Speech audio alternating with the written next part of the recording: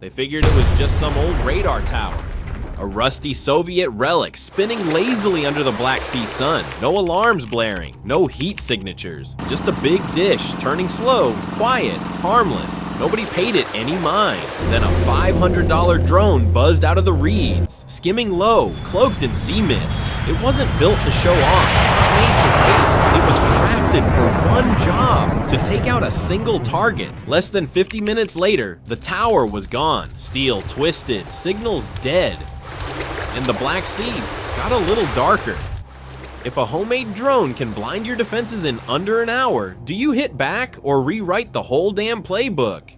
8:30 a.m. southern Ukraine coast. Deep in a camouflaged bunker hidden among the reeds, a guy hunches low under dim light. Call sign Soil SBU operative, a pilot who doesn't need wings. In front of him sits a sleek FPV drone. 10-inch frame, hand-built from cheap Chinese parts. Analog camera, crystal clear feed, built to shrug off jamming. No GPS, no satellites. Just raw live video piped straight into the goggles strapped to Soil's face. Tucked under the drone's belly, a homemade payload packing 3 kilos of shaped explosives. Small, but enough to turn any radar into cold ash. The drone hums to life. 4 motor spin-ups slicing the air with a sharp whine. No shouts, no orders, just one target locked in, NEVA.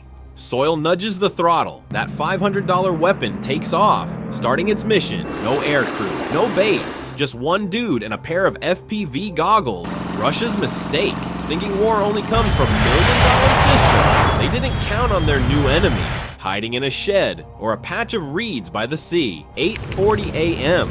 The drone's off the shore, hugging the water, cruising steady at 40 miles an hour. It doesn't fly straight, doesn't take the short route. It zigs and zags, sharp, precise jukes, like a sea snake weaving through waves. Altitude, under 160 feet, lower than the fleet's early warning radars can sniff. Low enough to duck below the radar horizon, low enough to leave the whole NEVA system blind as a bat. With a radar signature no bigger than a seagull, this FPV drone practically melts into the background. No GPS signal leaking, no clear infrared spike, just a tiny black shadow skimming the sea in dead silence. Every turn's pre-planned, every burst of speed's calculated to dodge fixed radar sweeps. This isn't free flying, it's tactical. This isn't some kamikaze stunt. This is a strategic stealth machine without fancy stealth tech. And here's the kicker, in an age where drones can outsmart defenses with math and terrain, how many countries are still dumping millions into static radar grids, betting they'll catch every threat? High atop Boyko Tower, the NEVA radar spins quietly.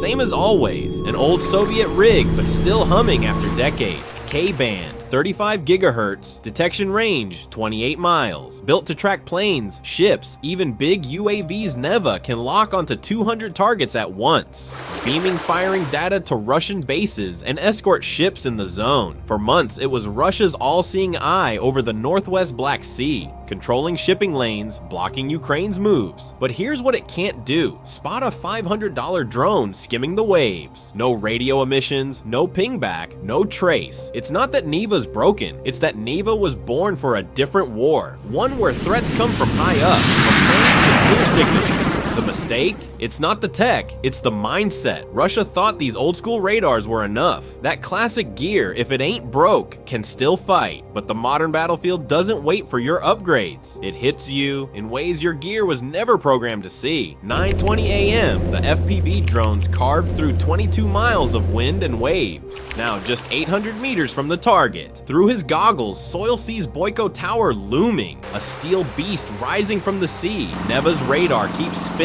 Slow, steady, like nothing's wrong, but Soil's not aiming for the whole radar. He's zeroed in on the weak spot, the junction between the spinning antenna and the core processor, the technical blind spot in every rotating radar's design. It's the most vulnerable point and the toughest to hit without real-time control. The drone dives in at an angle, too low for any tower cameras to catch. The radar's casing? Just thin aluminum built to fend off sea salt, not a directed explosive blast. Inside that flimsy shell lies everything Russia needs to control these waters. A Russian engineer on the lower deck points, yelling into his radio. Too late. The drone hits its mark in under 3 seconds. The blast isn't huge, but it's surgical. Antenna snaps in half, processor blown to bits. The entire NEVA system goes dark, faster than a heartbeat. One small drone, one tiny weak spot, one game-changing strike. You don't need to destroy the radar, just hit the one place it can't survive.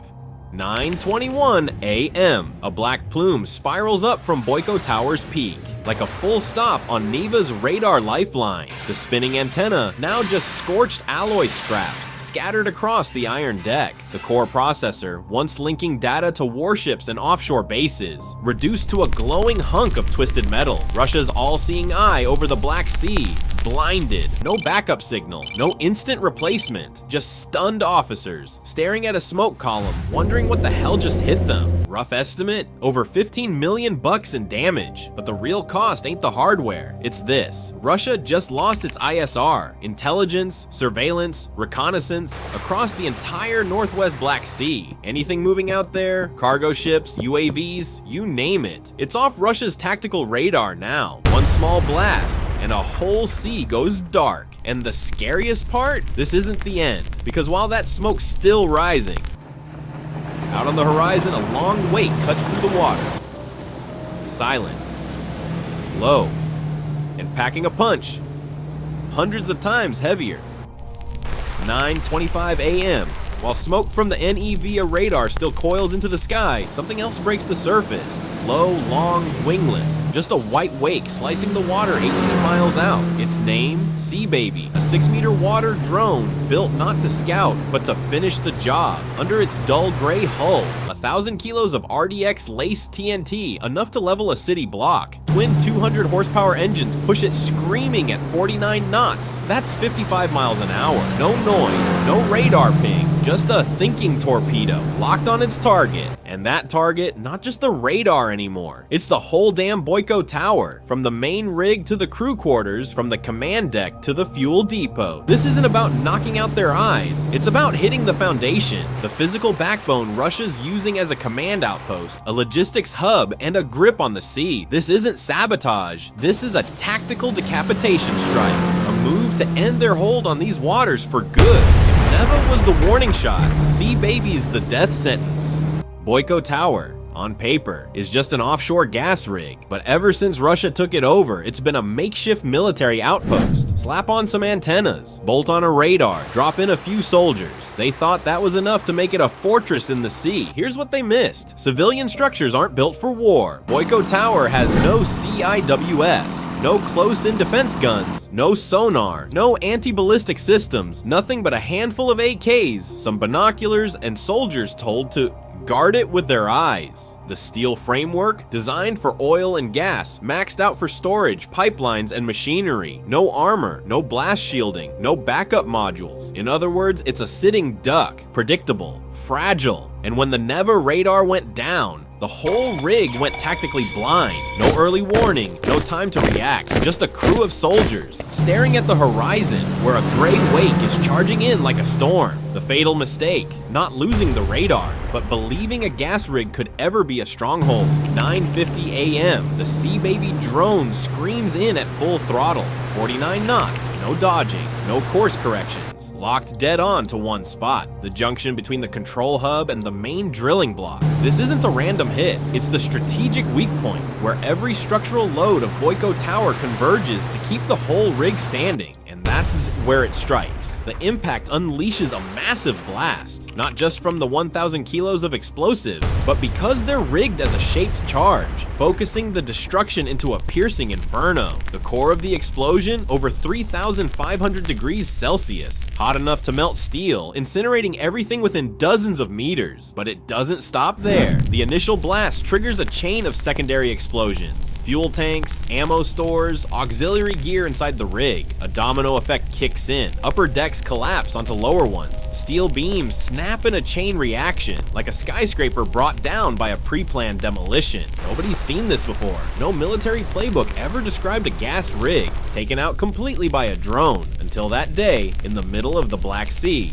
10 a.m. Boyko Tower, once a 40-meter steel giant, now just jagged scraps floating in a slick of spilled oil. Fires from the fuel tanks still rage. The heat's so intense, no rescue craft dares get close. A few survivors, lucky enough to be below or outside the blast zone, cling to molten steel beams, swaying with the waves. No radio, no satellite comms, no beacons, just trembling hands, and a view choked by smoke and twisted metal. Worst of all, no one's coming. The Russian military, who parked troops here like it was a permanent stronghold, never planned for an emergency evac. No rapid response choppers, no escort ships ready to pull people out of the kill zone, because they never imagined a rig could go down like this. That's the strategic blunder, banking on something static in a world where war moves fast. If you're the Russian commander facing this mess, do you scramble a rescue op, deny it all on the airwaves, or hit back to hide the fact you got outplayed by a drone and a single weak spot? As the smoke clears, Boyko Tower is gone, just a twisted steel skeleton jutting from the waves, like the bones of a wartime shipwreck. No radar, no crew quarters, no foothold for Russia's Black Sea strategy. The material damage? Over 100 million. The rig, the military gear, the fuel reserves, the comms, and the entire ISR network snapped in half. But that's not the worst of it. The real gut punch: 2 devices, an FPV drone, and a Sea Baby USV, costing less than 20 grand combined, wiped out a strategic military outpost, not with brute force, but with logic, not with overwhelming firepower, but with asymmetric thinking, speed, and precision. Here's the brutal lesson: you can't fight asymmetric warfare with static, clunky, slow-moving systems. You fight it with agility, quick reactions, and a healthy dose of doubt in your own setup. Because while you're reeling from losing Boyko Tower, out in the southeast, near Crimea, another radar just flicked on, and this time, the drone operators got more experience. Radar knocked out, rig blown to bits, an offshore defense chain sliced in half in under an hour. But this isn't just a win for drones. This is a direct hit on a core belief that if you build it big and tough, nothing can touch it. The static defense doctrine shredded to pieces on the Black Sea waves, not because the tech was outdated, but because the mindset didn't evolve. The question left hanging: will other superpowers, betting their security on fixed ocean outposts, dare rewrite their strategies before it's too late? Because south of Crimea, another radar just lit up, and this time Sea Baby won't be rolling solo. Smash that subscribe button to see what happens before the news even catches up.